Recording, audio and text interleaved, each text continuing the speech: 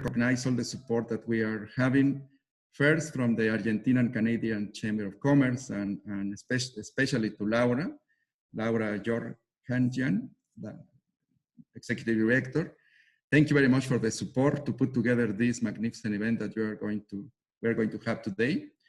And also I want to appreciate the support of the government of Alberta, that is very supportive always of the events that we organize, and to the Trade Commissioner as well from Colombia and the Canadian government that is helping us. And also the support of our event sponsor, SMPS Legal, that they are partners with us in all the series. We really appreciate the financial support of SMPS. And with that, I would like basically first to tell you about the CCA, the Canadian Council for the Americas. We have been in operations for almost 30 years, organizations trying to promote more understanding about what is Latin America and the opportunities that are in particular for Canadian companies in this region, in the West region, with Latin America. The relationship with Argentina has been very, very intense for many years, many interest for Canadian companies to be in Argentina in different sectors, in the energy sector that we are going to learn today a little bit, the agriculture sector as well, and potentially in other areas of opportunity. And with that, I just want to pass here to my good friend and colleague and co-host of this event, Laura. You can share with us your remarks, please. And you have your mute, Laura.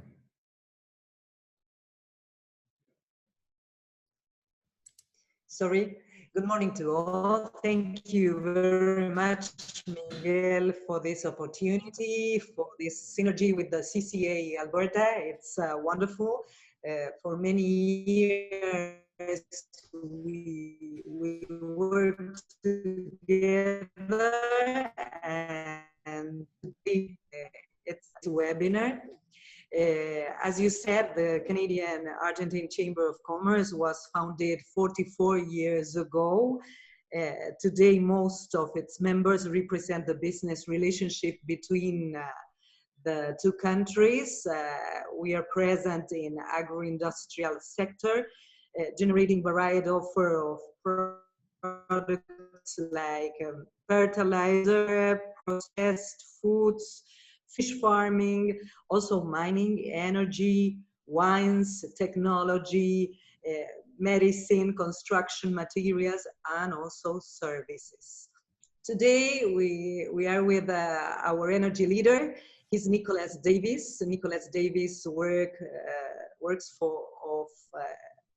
with all the energy sector in the chamber, and the relationships with the government, national government in Argentina, and the provincial government, and private sector, of course.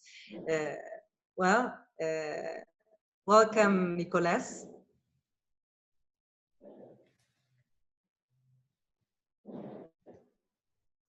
You're muted. Thank you, Laura. Thank you. Sorry for the delay. Good morning to all. Following the lead initiated by Miguel Cortines in the CCA, this morning we're going to have another session of Que Pasa, what's happening, and this time in Argentina.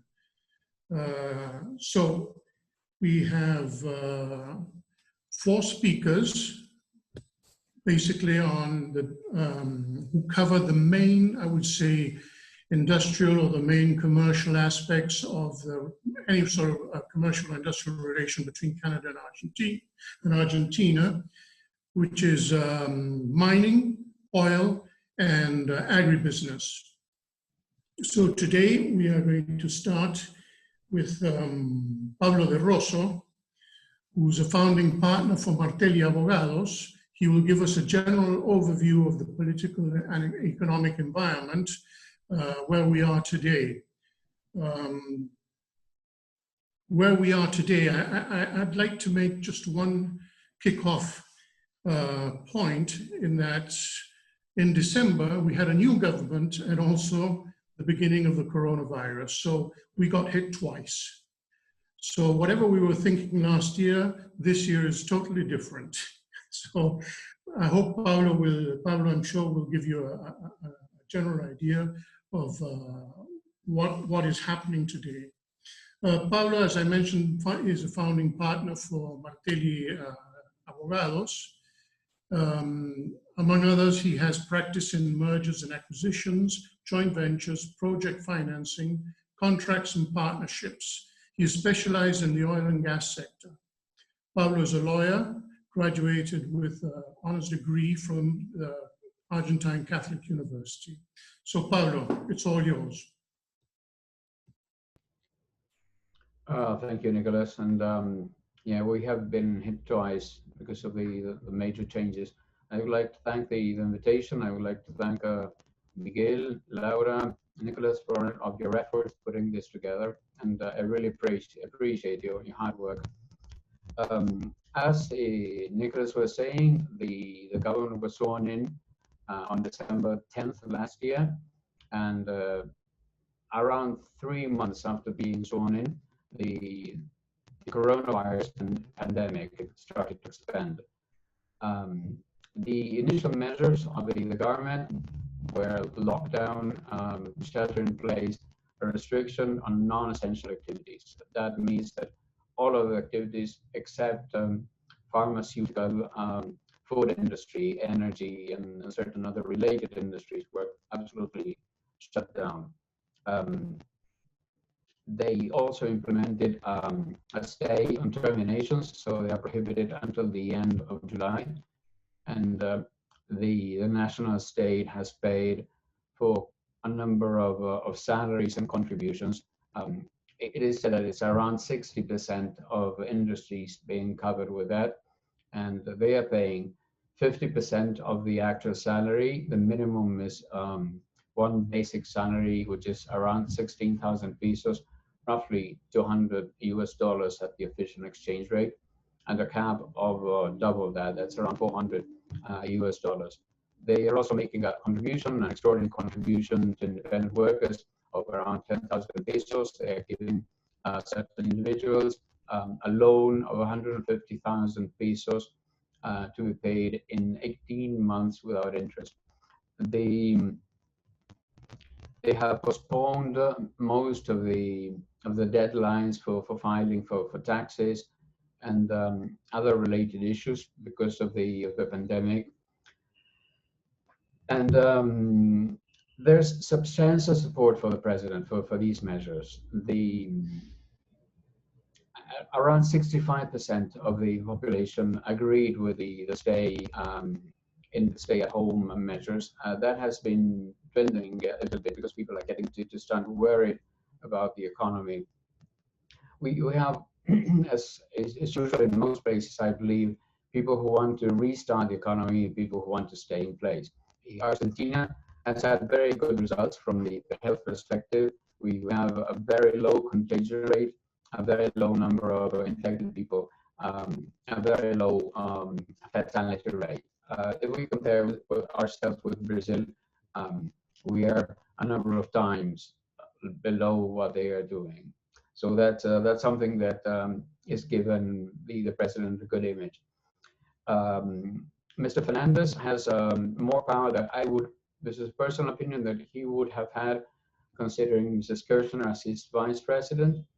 In any event, there's a distribution of power, including the governors and the ministers. The governor of the city of the province of Buenos Aires leans towards Mrs. Kirchner. The one of Tucumán, a number of provinces lean towards Mr. Fernandez. The problem that they see now is that the pandemic could get out of hand. Why is this? Because over 90% of cases are in the province of Buenos Aires and in the greater Buenos Aires area. There's a dispute between the governor and the mayors of the cities surrounding Buenos Aires and who is to blame. The number of shanty towns and very primitive housing facilities around the city, and those are a possibility of an explosion of cases. A couple of them have been isolated. We don't know what the results will be yet. The other areas that have been hit by the pandemic substantially are Chaco, a province in the north with its sparsely populated Córdoba, an important city in the middle of Argentina, and Bariloche in the south, in the Rio Negro region. The Rio Negro is probably the case of foreign tourists that have been that are stranded there. Chaco is because of foreign cases, and probably the same case with Córdoba. Mr. Fernandez is in a conciliatory position. He's not. He's making himself seen with governors of all denominations, even those governors of opposing parties, such as the mayor of the city of Buenos Aires, which is from the Cambiemos, the Macri side of the spectrum. The other thing that I would like to mention is the financial and the debt situation in Argentina. Argentina is has either technically defaulted or defaulted on its debt. There are a number of negotiations going on. The Minister of the Economy apparently didn't conduct prior meetings and did not have a unified idea in connection with the restructuring. So the three major funds have made counter proposals. The deadline to agree has been postponed a number of times, as the stay-at-home provisions, which is now June the 7th. We expect that to be postponed as well. The offer from Argentina was a reduction in the actual amount of debt and a substantial reduction of the amount of interest, almost 2/3 of interest, and a grace period of 3 to 4 years. I personally don't believe that they will be getting the necessary majorities unless they change the proposal somehow. I think that is what I have to say for now. Thank you very much.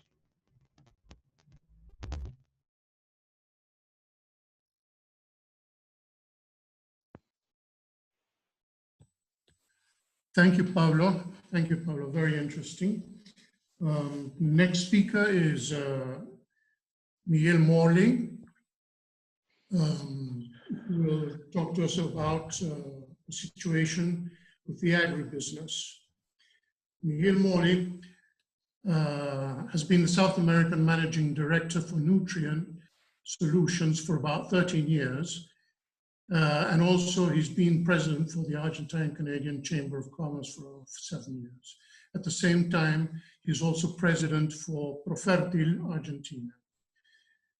Miguel is a veterinarian, graduated from the University of Buenos Aires, and has vast experience in the agricultural sector.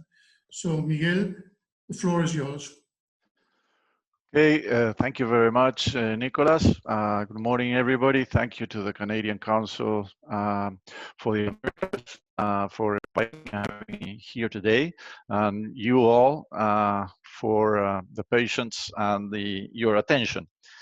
Agribusiness is one very positive sector in Argentina, probably the one that will show the most optimism, if you wish. However, I will spend some time in considering some of the surrounding matters, and that's mostly political, much of which Pablo has just referred to. But basically, I'm going to talk like in a SWOT analysis, and you probably are familiar with part of this. But Argentina has one of the richest soils in the world, richest agronomic area in the world, together with the Ukraine and the US Corn Belt. So we are blessed there. We produce primarily as row crops wheat, soybeans, and corn, about 120 million tons per year. But we also have other crops that are not so important, but still significant, like sunflower, for example, that has about 1.5 to 2 million hectares, depending on the year. Now, the important thing here is, this is a main source of dollars for the economy, as most of this is exported. But yet the government has slapped on export taxes for these products that are, just for you as an idea, 12% for wheat and corn and 33% in soybeans. So today, if you run a P&L for a soybean produce about 280 kilometers away from the port, there's no way they can make ends meet because of the high tax pressure, which I can refer to a bit more later in my presentation. Also, a tremendous conditions in Argentina for fruit and vegetable productions. A lot of these areas scattered around different parts of Argentina are also cases in which, or areas in which there's not much other activities that people can do. So also very important from an economic development point of view. Weaknesses that we have is obviously related to the press. The political power of the industry is very low. Although it's a very modern, forward-looking industry with a huge and rapid adoption of technology, the relationship with the government and primarily with the Peronist Party has been very, very tense, and is mostly seen by the government as a source of fiscal income and also a very functional to the wealth distribution that they so much want to accomplish. If you relate it to the heavy kind of industry in Argentina, it's you know, the industrial area of Argentina, separate from the ag, is one very highly protective, very old-fashioned, very protected, and inefficient. So the ag has you know, the ag industry has to deal with that. And also, I think, you know, we've always had a very divided approach to negotiations with the government, and that has not helped. So I'm going to spend a little bit of time with threats here that I see going forward. Obviously, Pablo referred to some of these. I think the default of the debt, which is we don't know how much we are there or not.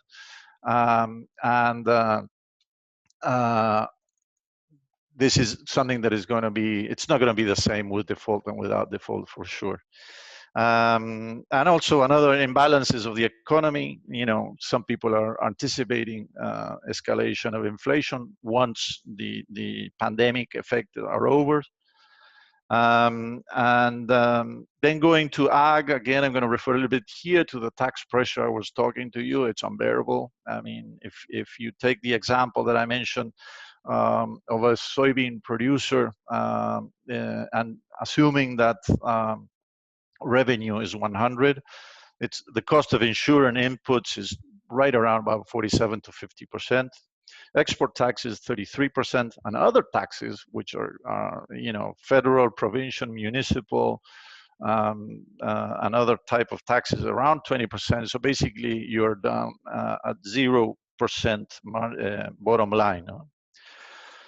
So the other threat is, as also Pablo referred to, we're in the middle of a coalition, governed by a coalition. Which of the two sides of the coalition will predominate after the pandemic is important. We've seen some signs of where we don't want to go, like, you know, leaving Mercosur negotiations as something that has been presented, stopping our, you know, or delaying our OCDE efforts to enter that organization, and with very few friends and allied in the neighborhood. That's something that is pretty new in the Argentine history. There is quite a bit of tense relationship with the partners in Mercosur and the neighboring countries. A lot of temptation for intervention of markets. In that, you know, either the financial markets, the grain markets, there is some, you know, talks about going back to kind of a grain board as it used to be in the past. So I mean, these are all threats, and the name of the game, I think, is uncertainty, and you combine that with commodity prices, and that's, I think, those are the main threats. However, we're having a booming time right now. Wheat planting is going to be very high. There is a lot of, you know, I participate in the input market and the input segment, and there's a lot of anticipation of sales. A lot of that due to a way of hedging for the devaluation of the currency. So by anticipating purchases of, for example, fertilizer, they are able to spend their pesos and take position in dollars. So very, very strong wheat period, and we will see what happens in the second semester. Second semester is far away for us. It's a long time frame. But right now, as you know, corn market is looking probably into a bit of stress there, because US is heading into a big production, and the price of oil is low, so that impacts the price of ethanol. And I think the areas of opportunity, I mean, is on the side of managing, of digital, precision ag, sustainability, making sure that we bring in and we promote and more sustainable practices and go to a much more positive and sustainable industry. And in that, with that, I'll pass back to Nicholas. Thank you very much.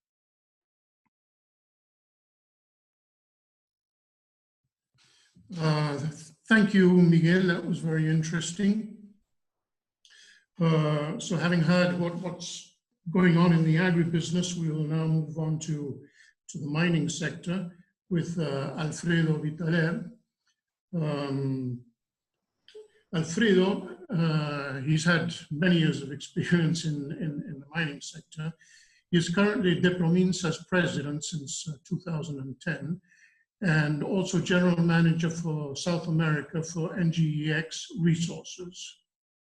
Also, he is a member of the executive committee of the Argentine Chamber of Mining Entrepreneurs and of the Argentine-Canadian Chamber of Commerce.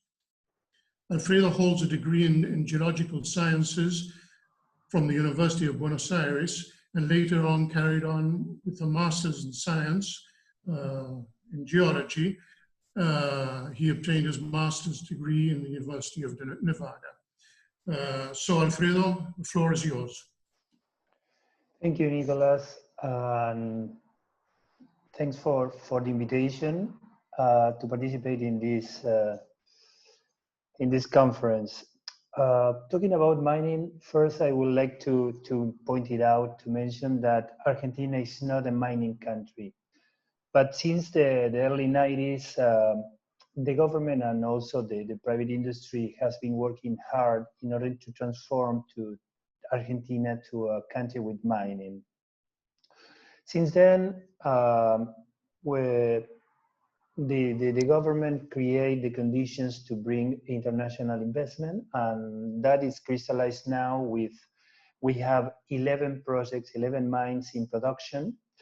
2 of them can be considered like a world-class mines.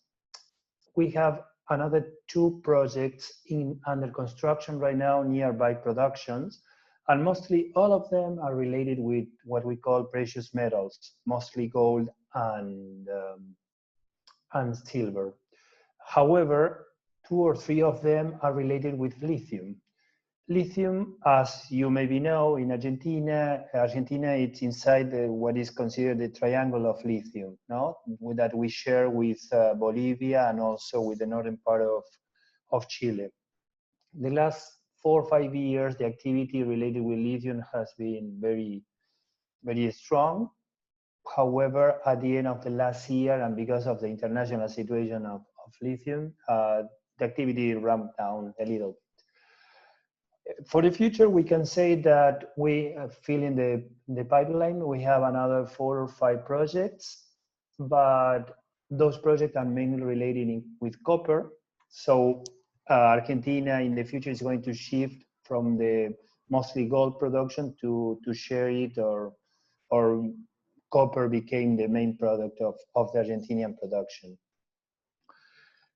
After that, we can say that, as mentioned before, when the quarantine started, the mining industry was, one side of the mining industry was considered among the essential activities, and that side was the environmental part of the mining industry.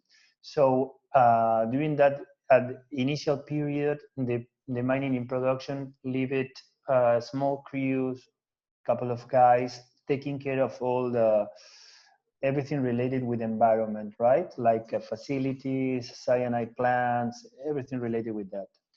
After the extensions of the quarantines, and because of the pressure of the industry, but also the mining provinces realized that they were losing income because of the inactivity of the mines, both put some pressure or talk with the federal government, and finally the full activity was included among the essential activities. That it was like a month ago. The situation with that at the beginning was difficult because even we were inside the legal situation, we were allowed to work. Because of the biosecurity protocols, we had some restrictions, right? Mainly associated with the limitations in health and transportation. For instance, if you have a camp for 100 people, you can only, because of the protocols, you can only have 50 guys, or if you have a bus to transport workers from city to site, if you can only send half of, half of the capacity of the bus. So we don't have enough people to work normally. That situation was changing a little bit lately, and depending on the situation of the different provinces in relation with the COVID, how is the situation right now? For instance, in San Juan, where the infection is low, the activity in the mines there is almost 90%. No, pretty soon they are going to be working in full capacity.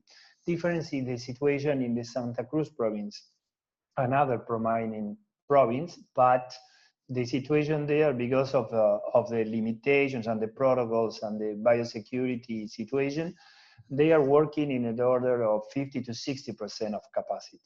So talking about the future, I believe that depending on each province is going to be the situation, but I believe that before the end of the year, we are going to be working in full capacity. Talking about challenges for the future, Miguel and Pablo mentioned it, the default that is so important for the future investment. High fiscal regime as well is another big challenge for the industry and for the investors. But something that is important to mention it is that the federal government just started a program called Project by Project. That program is basically, they are planning to sit with those projects that we mentioned it on the pipeline. They are going to sit with them and try to figure it out which conditions this project needs in order to receive international investment and start production as soon as possible. Thank you.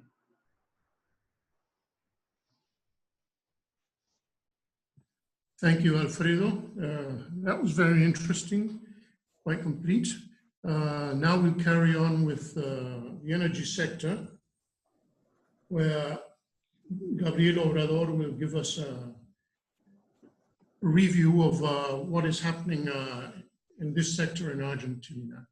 Gabriel is director for Crown Point Energy. At the same time, he's president for GORC S.A., which together with Liminar Energy are the controlling shareholders of Crown Point. Since 2017, he is also director and co-founder of Distributed Gas Solutions in Canada.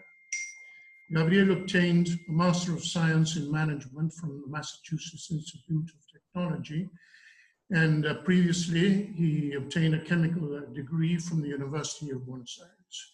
So Gabriel, the floor is yours. Thank you, Nicolas. And I wish to thank the Canadian Council for the Americas and also the Argentinian Canadian Chamber of Commerce for organizing this Que Pasa in Argentina series.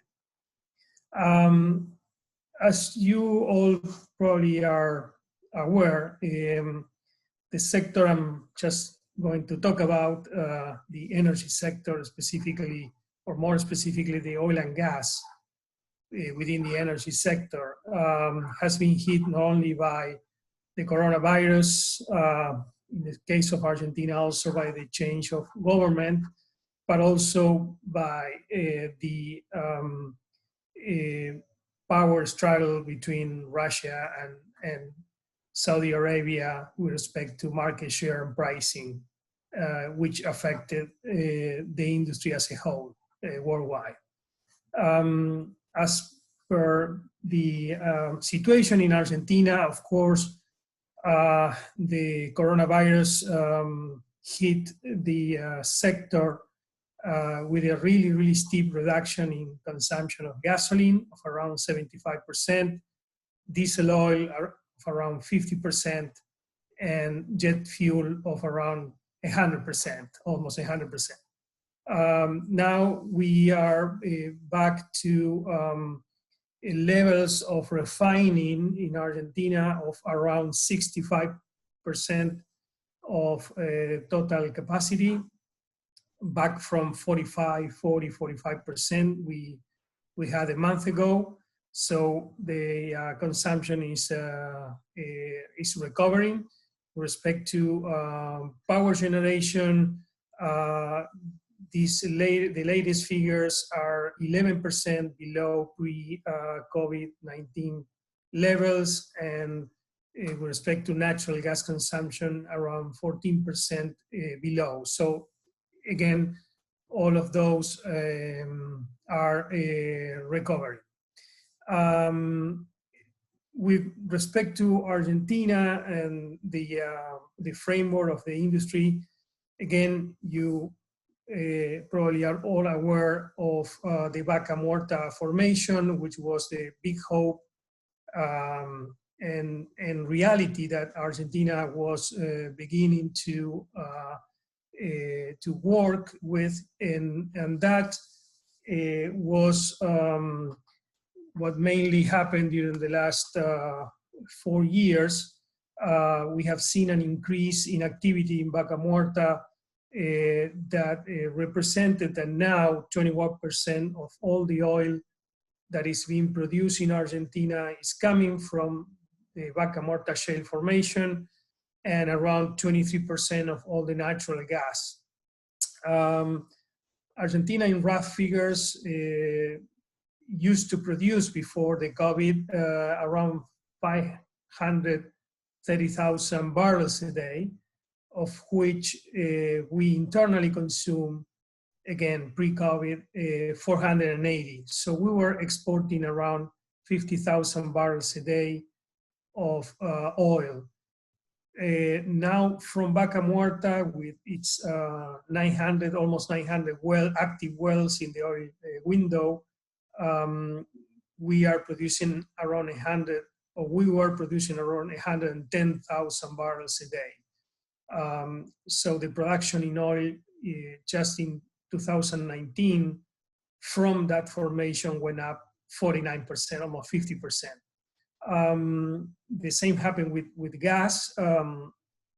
As I mentioned, we are producing now 23% of Argentina, which is around 1 BCF a day of natural gas.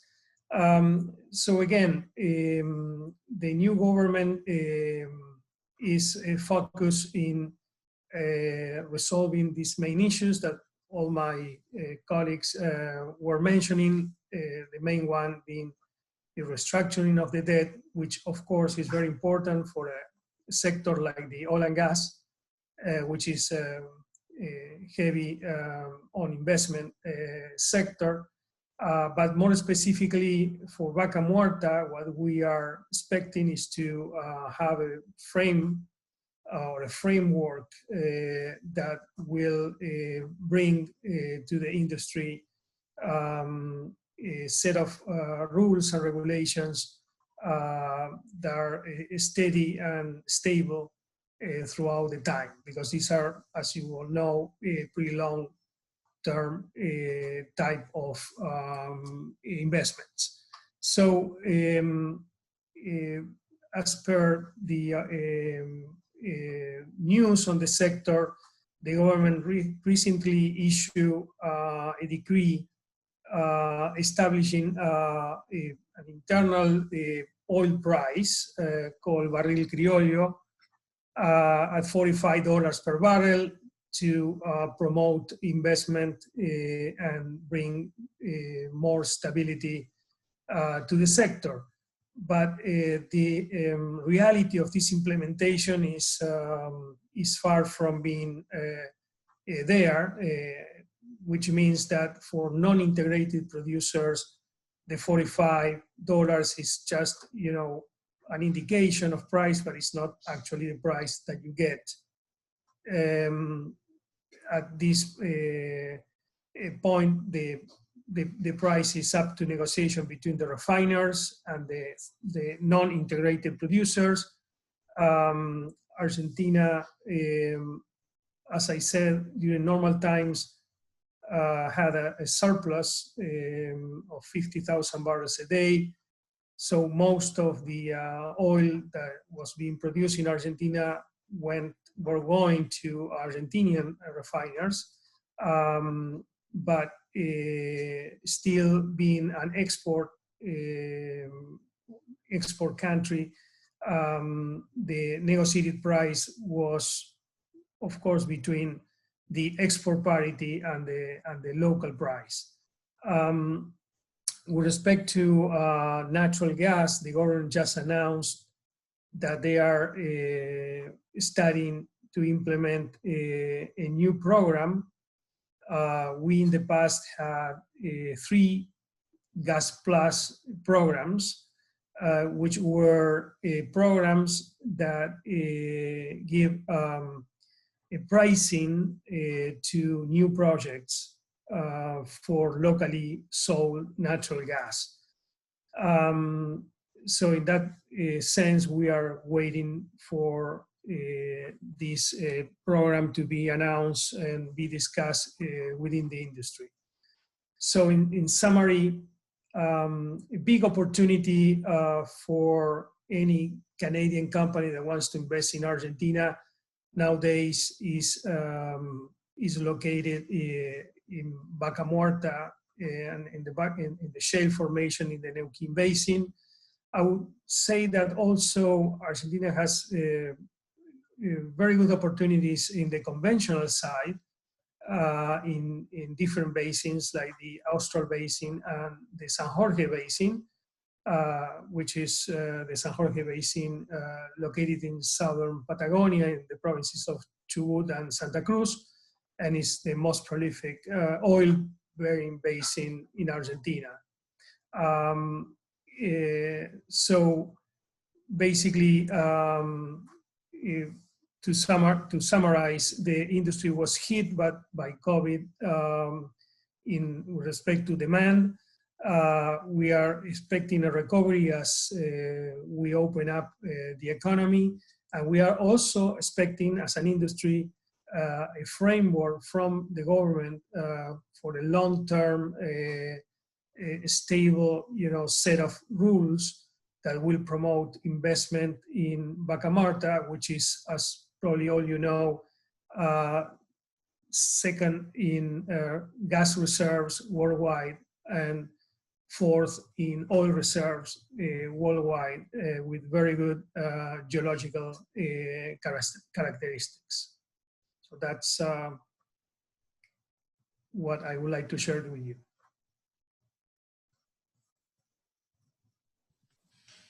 Thank you very much, Gabriel. Very interesting. That was very complete also.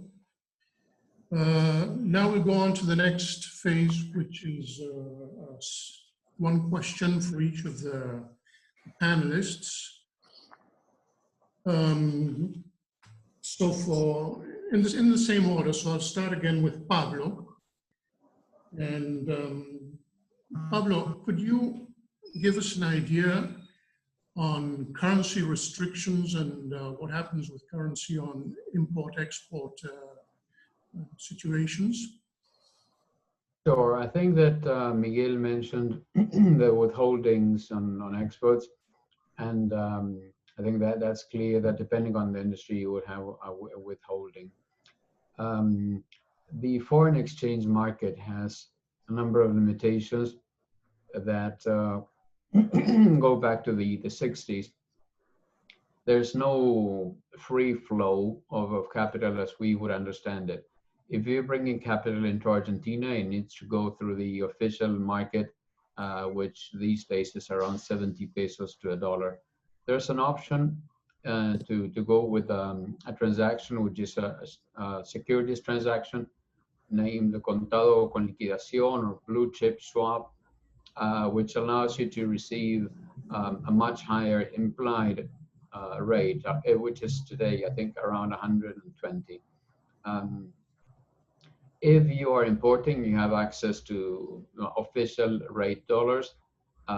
Transactions between non-related parties are usually given a go-ahead easily by the banks. If transactions are between related parties, they need to go through authorization, and that's a complication.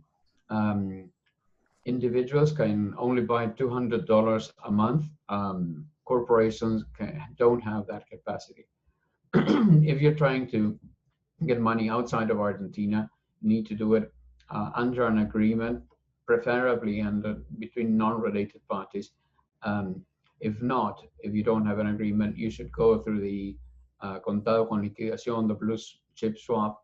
That will hit you because you will be getting the implied exchange rate when sending money out of Argentina. Instead of paying 70 pesos for $1, you would be paying around 120. There's a limitation on dividends. You need to get authorization to get them out. It is still it's still a moving target because the central bank has issued a number of regulations, and they're adjusting them day by day. The blue chip swap has certain limitations these days. I'm not up to gear with those. I think they've been implemented that past 4 or 5 days. I hope that answers your question, Nicholas. Yes, thank you, Pablo. Quite clear. I'm sure anybody who's thinking of any of these factors will be calling us for more details. So, quite complex. Thank you. Next question is for Miguel Morley. Miguel, you mentioned a bit about the future that you see for corn vis-a-vis what is happening in the US. But could you give us an insight into what is expected will happen for other sorts of crops like soy, which is a heavy ingredient within our grains export? Okay, as you're hearing right now, there's a lot of moving parts here that may determine, changes here. As I mentioned to you, there are different implications for each crop. Wheat is the one we're going in right now. We have a planting estimated about 7 million hectares and a production of about 20 million tons. Very politically sensitive, a little bit like beef, because the source of carbohydrates in the Argentine diet is the bread. And there is a kind of simplistic thought that, the wheat price is very determining on the cost of bread, which is not exactly, linear. But because of that, we have, for example, the price of flour frozen since March. And if you think that the exchange rate is right now at about 68, 70 pesos per dollar, the official rate at that time it was in the 40s. So as you can see, what it does to the ability of the mills to buy a dollar-denominated good to grind and then sell it in pesos at a frozen price, the stimulus there is dodgy. However, there is a shortage right now of flour in Argentina, it's a very strong market going into the season. Soybeans is a very, I would say, stable crop. In spite of it being very heavily taxed, it's a low cost, low investment, upfront investment needed for it, low working capital. So when uncertainty is great, farmers tend to increase the amount of soybeans. Obviously, the biodiesel part will be hit. The US has imposed some limitations or restraints for Argentine biodiesel, so that is not a good sign. And in the case of corn, as I mentioned, it looks a little bit bearish right now because US will produce, main producer of corn in the world, will produce a big harvest, and the ethanol is under pressure. So that's a kind of a big picture of where I see the market kind of short time. However, bear in mind that I think there is going to be a big reset with the pandemic, and we may be surprised with some prices going up or some prices going down further than we expected. Thank you. Estás muteado. Thank you very much, Miguel. Very clear, very clear. So our next question is for Alfredo on the mining. Question is, mining is very intensive on capital. So what do you foresee are the main challenges which project financing has to undertake, especially in view of recent defaults and financial limitations caused by the current pandemic? Well, as I mentioned it before, the situation for the next project is difficult, even with the actual conditions, right? In Argentina, we have been, or the developed project, the last one was like 10 years ago or so, and they did it in a certain conditions. In order to change that and attract and bring investors, at least we need to sit with the government and check different taxes, like the situation of the BIT, the exportation duties, different taxations associated with it, not only for the mining, for other industries as well. For that reason, I mentioned it before, the program that the federal government had put in place that we consider is a very good initiative. In fact, it's the first time that the federal government called the companies each project by each project to sit with them and talk about the problems. For sure that the entering in a default is not going to help to bring investors to Argentina. We expect or we hope that the situation along the next couple of months improve, because otherwise that situation is going to limit a lot the future of the projects, right? For companies like ours, that is a company that is public in the Toronto Stock Exchange, it's very difficult. In general, we work with the markets. Right now, the markets are close, almost dying, and a very bad situation. And if you add that situation of the market to the specific situation of Argentina, it's very difficult. So our expectation is to enter in an agreement with the federal and provincial governments in order to improve the conditions, no? And in order to bring foreign investment. Thank you, Alfredo. Thank you for expanding. Next, we'll move on now for a question for Gabriel on the oil and gas sector. Gabriel, you were pretty clear on most of the basics on which the oil and gas industry stands. But now I'm going to make a difficult question. I'm going to ask you about the future.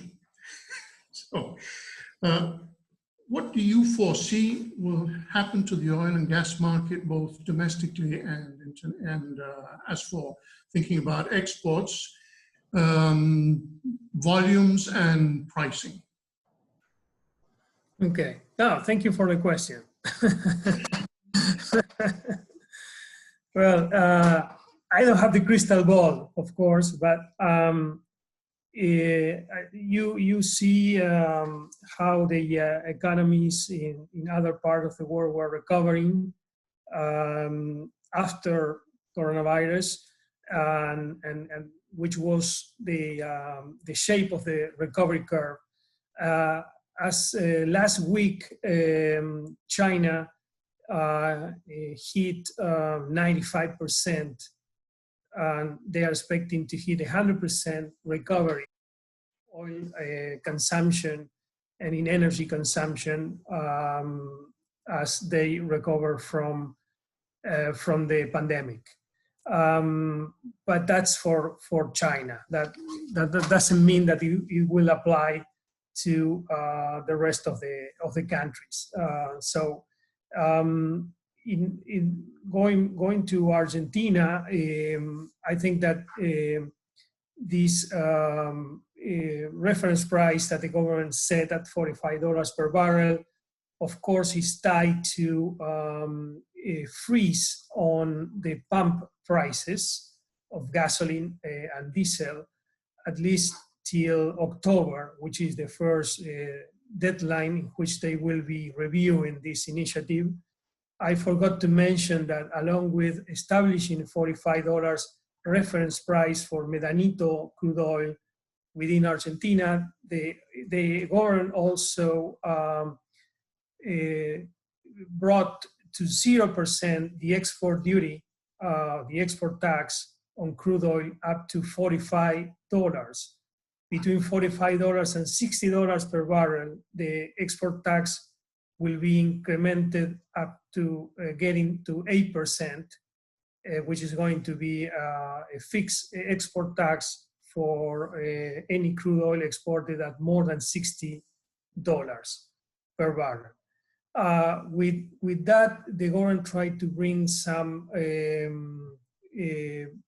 previsibility to the market, because this is an industry, as I said, that is a long-term investment type of a heavy investment industry that needs to have clear rules.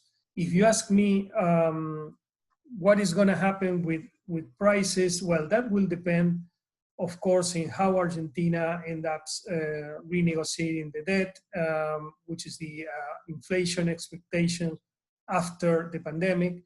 Of course, consumption will recover after we overcome the pandemic, but we don't know with which shape. So we as an industry are expecting clearly from the government to have a set of rules that will apply beyond this time frame now imposed by the pandemic. So with respect to gas prices, is very clear. If you ask my opinion, it's very clear that the government, with this announcement of Gas Plus for the fourth program, recognized that if they don't act immediately on price signals for the industry with respect to natural gas, next winter, we will be importing gas for around $2 to $2.5 billion, and Argentina don't have that luxury, to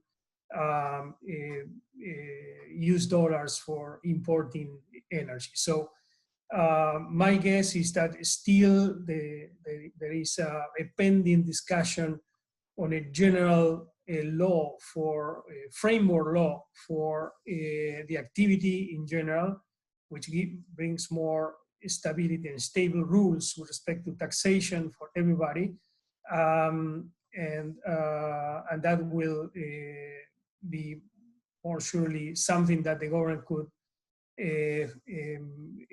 start to think after they overcome this pandemic, not this emergency situation.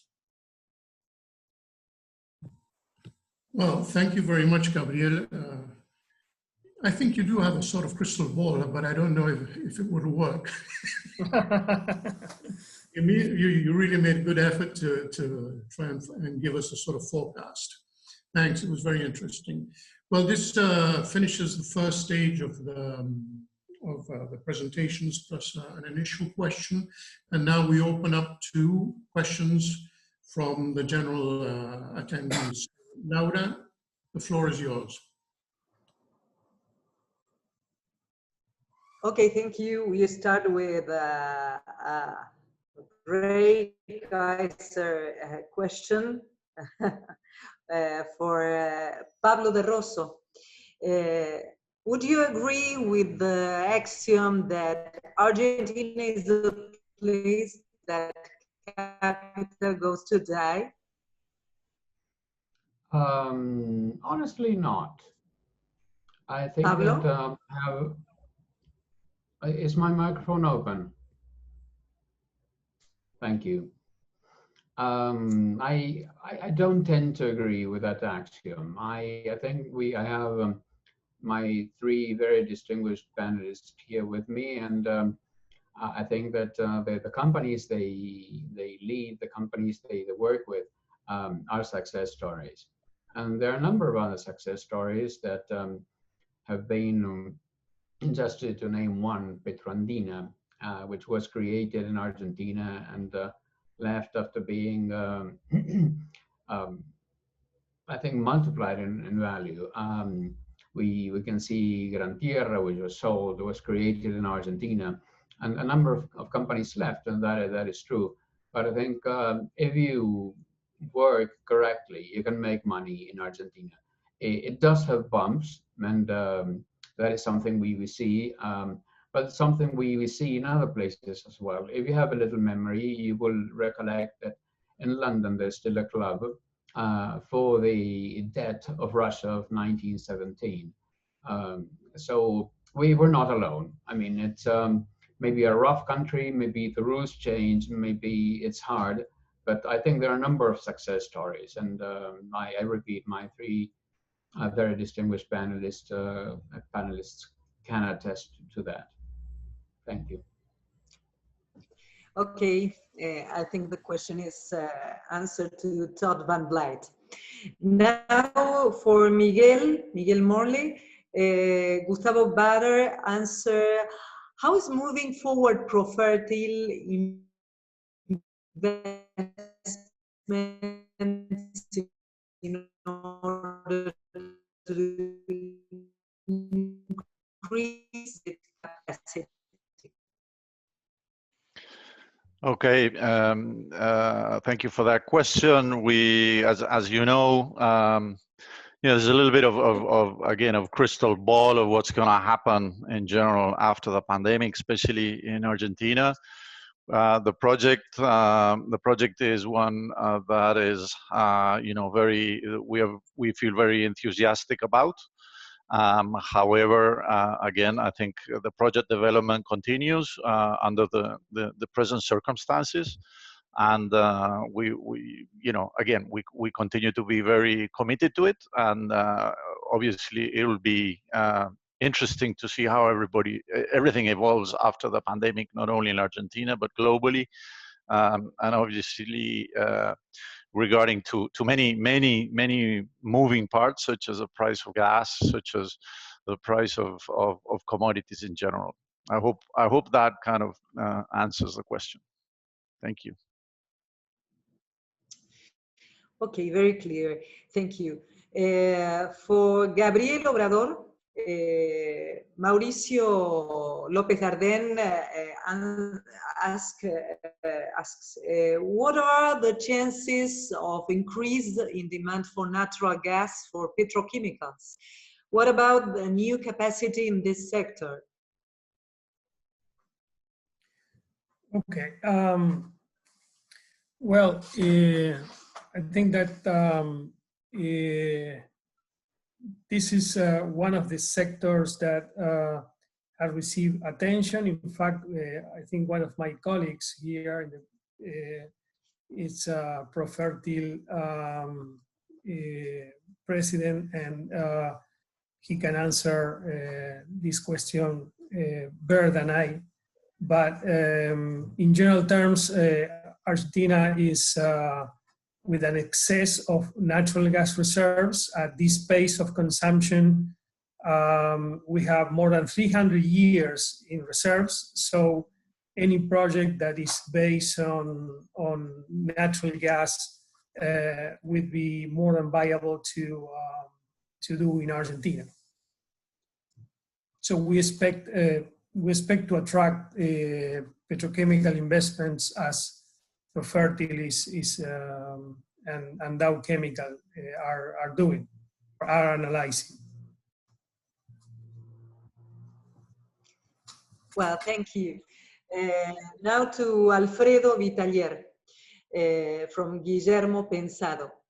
How is the actual Argentine economic scenario is affecting the finance for general mining exploration and particularly well advanced and important project as the one your company has? Thank you. Well, for exploration in general, the situation is very difficult, no? Because the markets are retracted, and every single time that the markets are in this situation, the exploration suffer. For project in advanced exploration or in the engineering stage, like our project, as I mentioned it before, the global situation plus the specific conditions in Argentina make the situation as a challenge. But we are positive, and we believe that we have the chance to sit with the authorities and try to figure it out, the way to improve conditions and put on the table international investors, which is the only way to advance with this type of project, because as Nicolas mentioned it, the initial investment is very big, and in order to get results, you need to wait a lot of years, no? So again, first we expect to change or the situation related with the default change in the next weeks or month. And then meanwhile, we are going to sit with authorities and work it out with them. We have expectations on that, and that is the only way to create the scenario to put in place or start working with those projects. Okay, we cross finger for that. From Roger Machado to Pablo De Rosso and maybe Gabriel. As Argentina sets the reference of price to 45 barrel, does it really motivate international companies to invest in Vaca Muerta? Weren't companies hoping to export instead of selling domestically? Additionally, what is the perception of international operations about actions such as freezing diesel and gasoline prices? If you want, I can take the question. In general, companies they don't rely on subsidies or on schemes that are based on short-term type of horizons, like this $45 per barrel is just an indication of pricing. But the government implicitly, what they are saying in this decree is that they will liberate the price once and if international prices aligns with this 45 or it's higher of 45.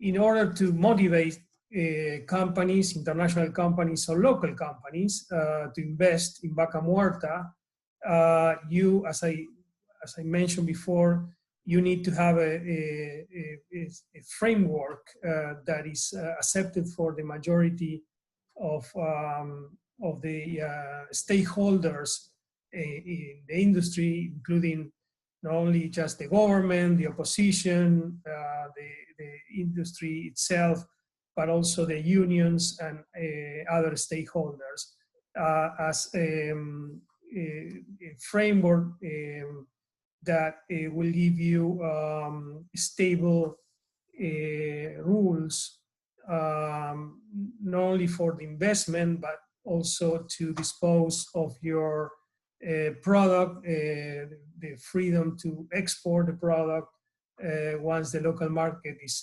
supplied, the freedom to move money in and out of the country, and so on. So I wouldn't say that the local barrel is not important, but it's just one step that is not sufficient to encourage international companies to invest. At least from my experience of working for international companies, nobody based an investment program in a subsidy or in something that is or could be removed with another decree. As far as the perception of international operators about the freezing of diesel and gasoline, we are, as a country, continuously into emergency. You know, we're coming from an emergency law into new emergency law because of our economy before the pandemic was in crisis. So the government did this freezing with a local barrel price that was high. So basically this local barrel, this criollo barrel, is the final consumer that is paying. It's not coming from a subsidy from the government. So international operators, they see this action as some, you know, inflation stabilization action that is just only temporary and that will be removed according to the evolution of the economic conditions of Argentina. So in summary, none of this is something that is sufficient to motivate either local or international companies to invest in Vaca Muerta. Okay, thank you. Something to add, Pablo? Just briefly, that the implementation of these barril criollo, the Creole barrel, has a number of contradictions within the rules. They establish a price, they establish how you pay royalties on that, but it's not very clear if you're paying on the actual price sold or the minimum price established by the decree, and a number of other considerations that we haven't discussed in the office. We were not very happy, as Gabriel was saying. This is a patch. It's not a definitive rule. Companies, as he said, are not happy with this as a long-term situation, and there are certain things that need to be adjusted and negotiated. I don't think it will work easily as it is drafted now. Thanks. This question is for Alfredo Vitalier. Mining projects like El Pachón, Glencore company, seem to be going ahead as of last week. In the light of the latest default, do you envisage any additional slowdown in the mining sector? Yeah, as I mentioned it before, the default situation complicates the general situation. However, mostly all the companies, and I know that the Glencore people is also, all of us are working in order to keep moving forward the projects and waiting for the final result of the debt negotiation. But of course, that if the final result is negative, it's going to be very difficult to bring international attention to Argentina, because once again we are going to be in a bad position. Very clear.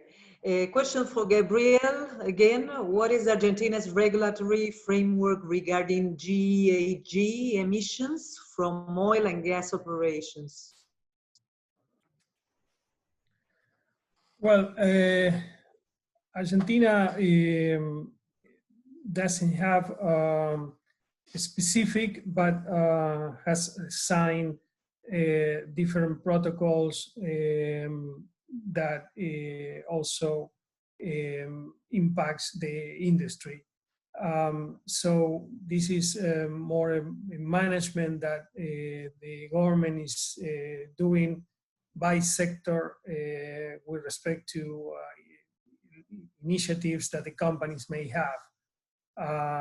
So there are general rules with respect to that, because Argentina is a signatory of the Tokyo Pact that applies, and that was reflected in the general law that gave a phase-in for renewable energy that all of the companies will have to achieve, starting at 8% of their consumption. Energy consumption should be renewable, and reaching 20% of any energy consumption, I guess it's by 2025. I'm not sure it's 2024 or 2025. So within the oil sector, companies, what they have done, what we have done is to either buy from third parties our energy needs, or in some cases build their own projects, like wind farms or solar farms. And also there are some other initiatives like, planting trees initiatives from oil and gas companies. Thank you very much.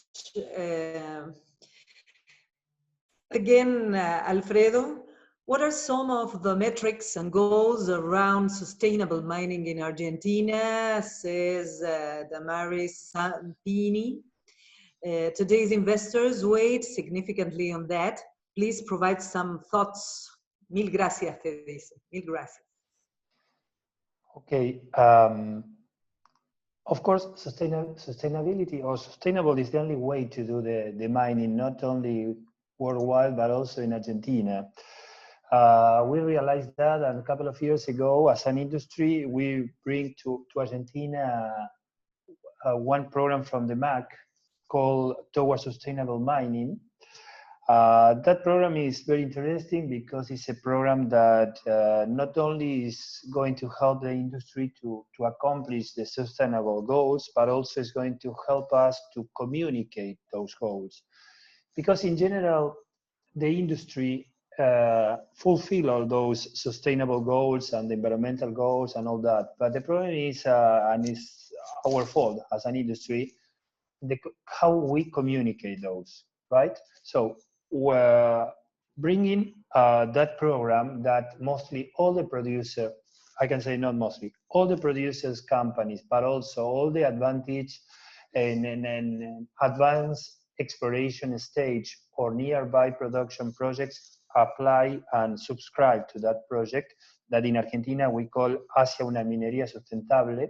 We adapted to our needs, we put it in place, and we right now, as an industry, we are in the, I believe, the second year of working on this. It's a program that you have 4 years to reach some goals, but I think it's going to help in a very good way to the industry, right? Besides that, each company is doing their own homework related with that. In our case, or mainly all the companies, I'm pretty sure that they are working with the highest international standards. Since we are working in a future mine that we are planning to put in place in a couple of years, we are trying to introduce the newest high technology, right? In order to do it more sustainable, the project. And also we are bringing to Argentina to help us the international consultants in order to put in the table all the help that we can get in order to accomplish those sustainable goals. Okay. Thanks. Maybe the last one for Pablo and Gabriel Obrador too. Could you please expand more about taxes and control of price for the oil and gas industry?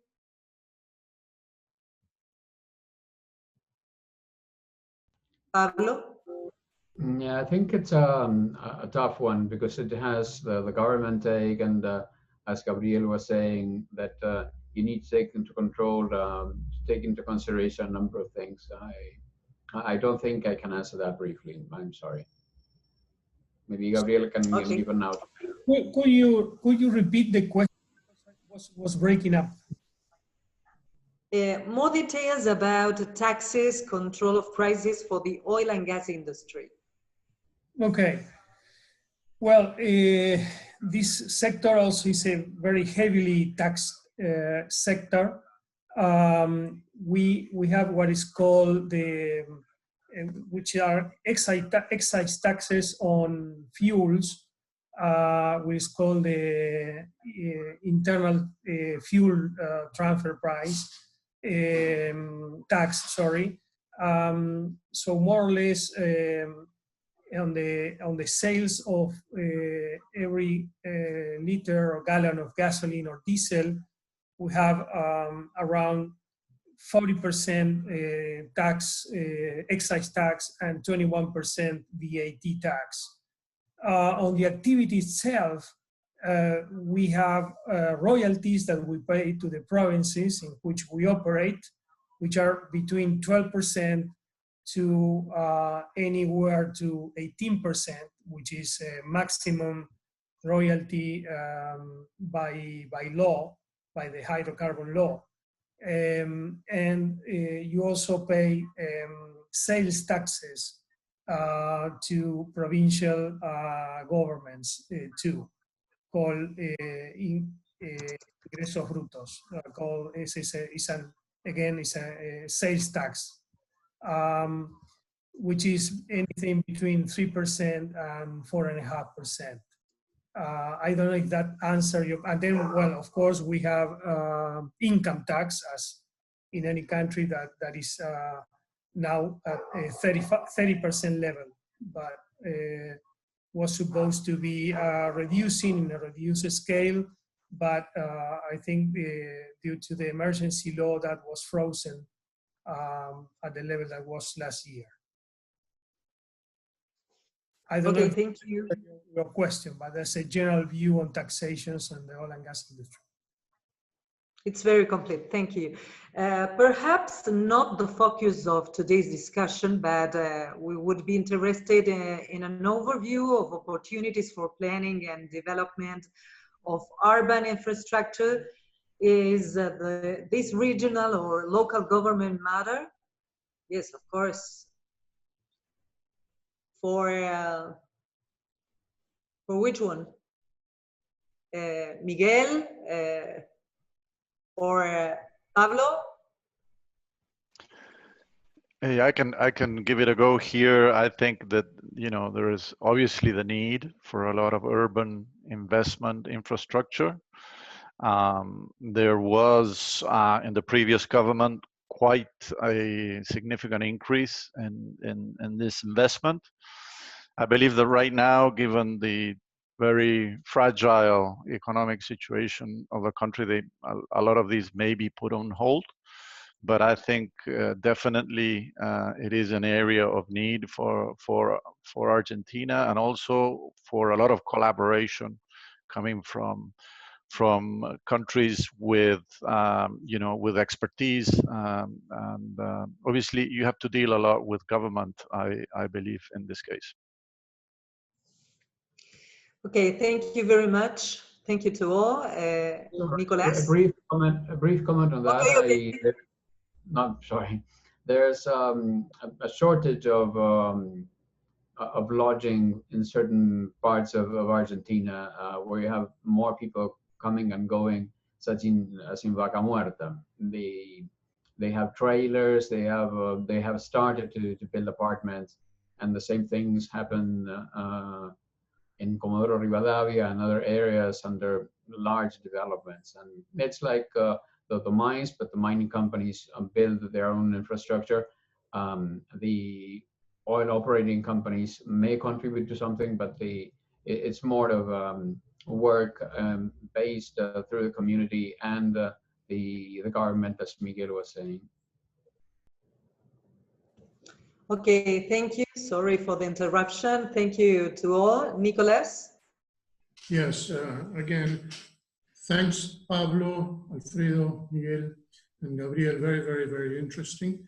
And I think you've covered a lot of ground.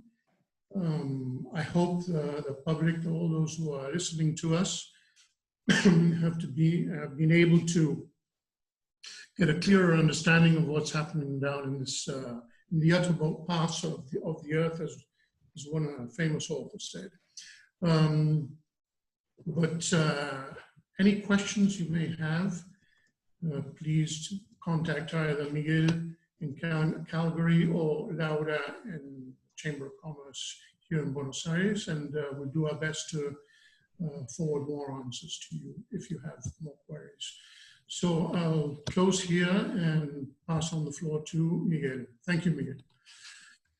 Well, thank you very much, everybody. And it was a great, great presentation. I really enjoy all the knowledge that you have, and I really, really appreciate. I think this is just the beginning of having an overview, general overview of what is happening in Argentina and what are the potential challenges and opportunities. And obviously we are in unprecedented times in terms of the future, and we need to be more to recreate, right? Reinvent and just to be how Canadians and Argentinos can work together, basically to put business together, to bring the economy back to business. And this is a great opportunity. Hopefully in the future we can organize events more focused in specific areas. This is I open the invitation to Laura. And with that, I want to appreciate Miguel Morley for the participation, Alfredo Vitaler, thank you very much, Gabriel Obrador, Pablo de Rosso, a good friend for many years, Nicolas Davy for the excellent moderation, of course, and Laura, that is the Executive Director for the Argentina Canadian Chamber of Commerce, for the partnership, for the hard work, and for all your person. I hope that everybody is safe as well, and personally with your families. And I also want to make an announcement a little bit, just to say that we are having our Que Pasa in Brazil just next week, June 2nd. And it's going to be the same format, same time, basically 9 a.m. Calgary time. And we are going to announce very shortly the Breakfast of the Americas. We are proceeding with our keynote annual event, the Breakfast of the Americas. That is going to be on June 9th. And we have a great, great discussion. We are going to talk about NAFTA. We're going to have a NAFTA discussion, the new NAFTA basically, and also a conversation about the future of energy. So stay tuned, please. And with that, thank you very much, everybody. And have a great, great evening. Well, great morning and great day. Okay. Gracias a todos. Thank you very much. Thank you for the opportunity again to the CCA Alberta. Thank you, Miguel Cortines, and see you soon. Absolutely. Thank you. Hasta luego.